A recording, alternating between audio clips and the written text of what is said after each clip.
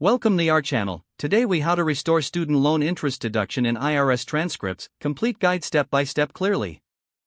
To restore student loan interest deduction in your IRS transcripts, begin by gathering your important documents. Prepare your tax returns, particularly the ones relevant to the years in question. Collect any Form 1098-E, which reports the amount of student loan interest you paid. Contact your student loan servicer to confirm the total interest you've paid over the years.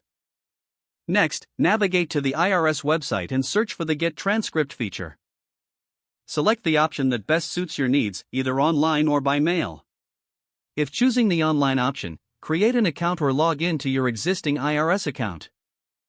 Follow the prompts to verify your identity, entering your personal information as required.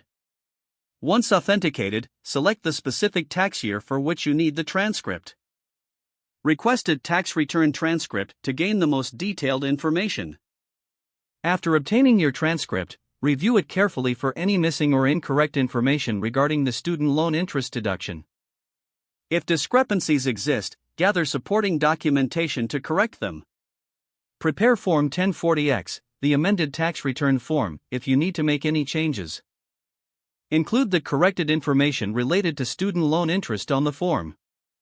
Submit your completed Form 1040X either electronically or by mail, depending on your preference. Monitor the status of your amendment via the IRS Where's My Amended Returned tool. Finally, keep records of all your documents and correspondence for future reference. This process should help you restore the student loan interest deduction in your IRS transcripts effectively. If the page does not load, refresh the browser or try again in a private or incognito window. Make sure you are using the correct email address, then retype it carefully to avoid small typos. If your password is not accepted, use the reset option and create a new strong password you can remember. Check your spam folder for verification or security emails, then complete any requested confirmation steps.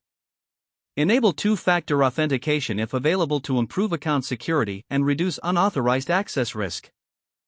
After signing in, review your profile details so your contact information and settings are accurate and current.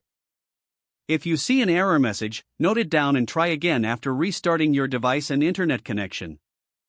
Log out when you finish, especially on shared devices, to keep your account and payment information secure.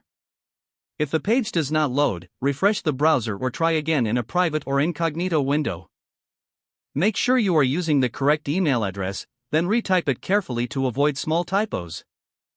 Don't forget to like this video and subscribe to our channel for more step-by-step tech guides.